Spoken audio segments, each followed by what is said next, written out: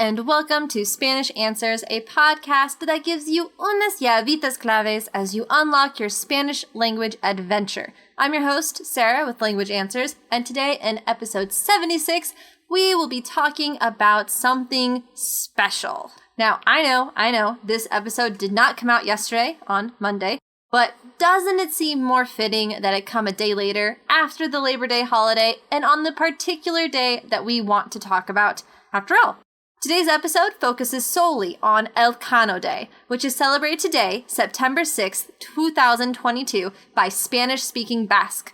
So, let's dig into what this holiday is and why it's so important.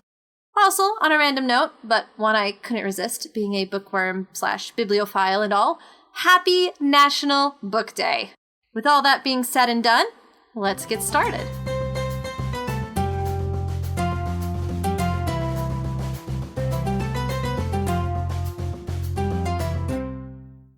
So before we dive into what Elcano Day actually is, we first need to explain what Basque Country is, which is where this holiday is celebrated. Now, this unique place is actually multiple things. First, you have the actual Basque Country, or Euskadi, which is an autonomous community in Spain, and then the ethnological cultural location, which is more like Zazpiak Bat, or 7 provinces in one.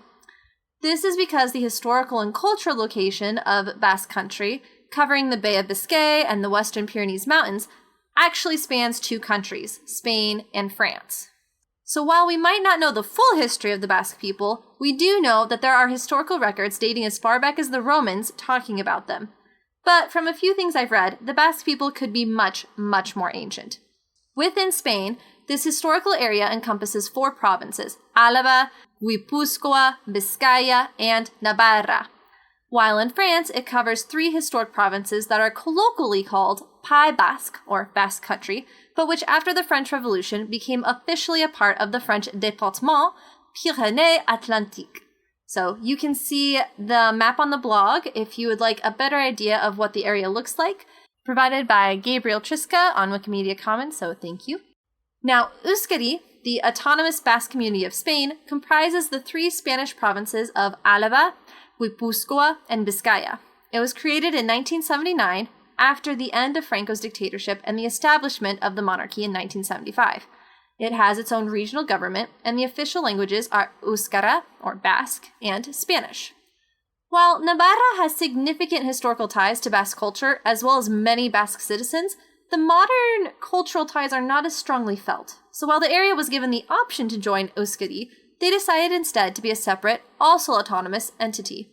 Yet apparently the Spanish Constitution still provides a loophole for them, should they ever wish to join, and the Euskadi coat of arms has a special space for Navarra on it. It was created in 1936 and had symbols representing the 4 Spanish Basque provinces. But after it was adopted by the Euskadi government in 1978, Navarra filed a lawsuit. The end result was that the Navarra symbol was removed in 1986, although they left a blank section, almost as if they are just waiting for Navarra to change its mind and join them. Even today, there is still an odd tension between Euskadi and the Spanish government as both entities try to navigate how much autonomy Euskadi should have. Now let's talk about the Basque language, Euskara. What's fascinating about this language is that it just might be the oldest spoken language in Europe. It's not an Indo-European language, like most of the major languages in Europe. In fact, it's a language isolate, meaning it's not related to any currently spoken language. And from what I've read, we have no idea what other languages it came from or is related to. I mean, we've got guesses, but they don't seem to be panning out. Anyways, while there are several different dialects of this language, there is a movement to accept Euskara Batua, aka Unified Basque, as the standard. And if you're interested in learning Basque, check out Esther Chaganda's website.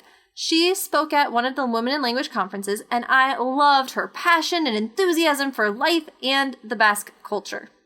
Now that you have that context, let's actually go into what Elcano Day is. To begin with, you've probably heard of Magellan's amazing trip that was the world's first circumnavigation of the world, right? What you might not have realized, I certainly didn't, is that Magellan died en route. He never finished his mission. Instead, a man named Juan Sebastián Elcano did, along with 17 other survivors of a voyage that originally began with 5 ships and 270 men. So let's talk about the history of this voyage. Ferdinand Magellan, or Fernando de Magallanes, as he is known in Spain, was actually born Fernão de Magalhães. I don't know. It's Portuguese. I'm sorry. I don't know how to speak Portuguese. But he was born in Sabrosa, Portugal. Remember that, as it is important for what happens later on. One other thing to note, Spain and Portugal were intense rivals for lucrative spice trade in the East Indies, as well as in sea expeditions and conquering new lands. Seriously, they even got the Pope involved. His solution was to create a dividing line on the map, giving Spain the rights to the lands west of the line, and Portugal the right to the lands to the east of it. Magellan wanted in on the action, so to speak, but could not convince the Portuguese king, King Manuel, to provide support for a western trip to the Spice Islands, as the only known routes at the time were to sail via Africa and go east. Frustrated, Magellan renounced his Portuguese nationality in 1517 AD and went to Spain, where he met Diogo Barbosa, married his daughter Beatriz, and through them gained access to the Spanish royal court. King Charles I, the grandson of the same royal couple who funded Christopher Columbus on his famous voyage, followed in their footsteps and agreed to support Magellan. Thus, Magellan and his 5 ships, the Trinidad, San Antonio, Concepcion, Victoria, and Santiago, all set sail to find a western route to the East Indies on September 20th, 1519, from the Sanlúcar de Barrameda, Spain. So where does Elcano come in? He was born in Guetaria in Basque Country around 1486. He, too, became an experienced seaman, but ran into trouble with the monarchy when he tried to sell a ship that technically belonged to them. Yeah, they don't like that. In order to escape punishment and receive a royal pardon, he joined Magellan's expedition in 1518 and sailed on the Concepcion. It took them a month to cross the Atlantic Ocean and reach South America. They sailed south, searching every strait to see if they could use it to reach the East Indies. Tensions were high among the ship's leaders, as 3 of the 5 captains were Spaniards and the other 2, including Magellan, who was in charge of the entire voyage, were Portuguese. Finally, on Easter Day in 1520, there was mutiny. Yet Magellan managed to squash the uprising, and while he executed 1 captain and marooned another, he also imprisoned 42 mutinous crew members. Elcano was one of these, and was forced to do hard, chained labor for 5 months. The Santiago was shipwrecked soon after during a storm, trying to scout ahead. Thankfully, the crew was saved, and then after waiting for 5 months due to seasonal storms, the remaining ships set sail again. It was then that Magellan found the strait he is known for, the Strait of Magellan, on October 21st, 1520. Considering that this is located on the southern tip of Chile, which is close to Antarctica, you can imagine how cold the month-long trip through the strait was.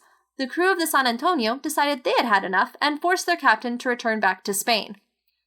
When the rest finally reached the other side, they beheld the Pacific Ocean, named by Magellan as the Mar Pacifico, since it looked so peaceful compared to the strait.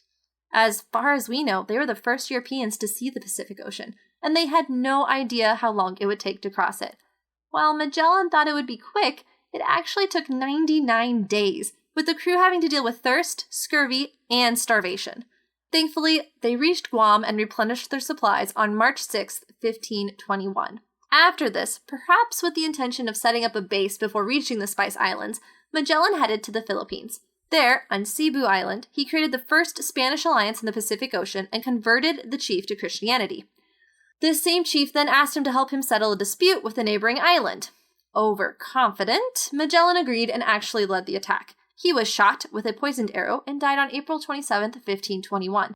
To make matters worse, the crew soon after had to burn the Concepcion, as they could no longer man her and did not want any of their enemies to gain control of her.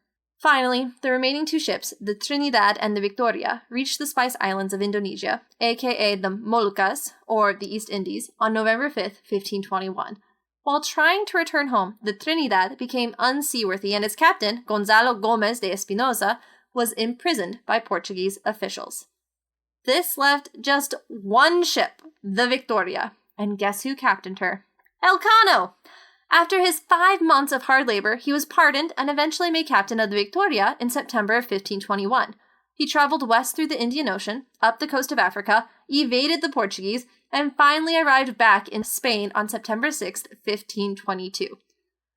The entire voyage had taken 3 years, and they returned with only 18 survivors and some Indonesians who had voluntarily joined them. Yet despite this, the spices they brought back covered the journey and then some. It's hard to imagine now, but at this time, spices were worth more than their weight in gold. Elcano received his royal pardon and was also presented with his own coat of arms, a globe with the words Primus circumdedisti me on it. Translated, it means you were the first to encircle me. One of his fellow survivors, the Venetian Antonio Pigafetta, kept meticulous records of the journey, and he's the reason we know what we do about the journey today. So, why the holiday? Now, Elcano Day is not a normal holiday. In fact, it is only celebrated in the Basque government for the year 2022 to celebrate and honor the 500th anniversary of the Magellan Elcano expedition. Because Christmas falls on a Sunday this year, the Basque government does what it usually does. It established another public holiday to maintain the total number of annual holidays, and it generally has some important meaning for the Basque people. And what better thing to celebrate this year than Elcano, a Basque navigator who completed the first navigation of the entire globe. So, while there are no official ways or traditions to celebrate this day, take a moment to contemplate this momentous feat and say, well done. Or better yet, join in the National Read a Book Day celebrations and start reading a book on the event.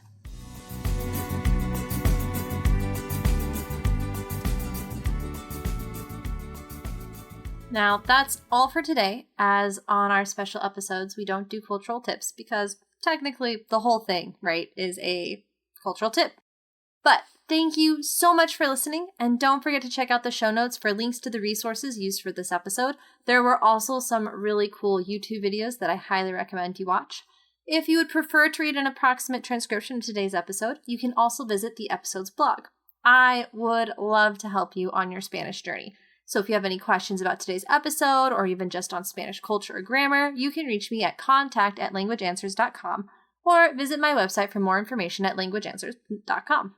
I can also be contacted regarding my services for Spanish to English translation, English technical writing, editing, and content creation, or even language consultations and tutoring for you or your business.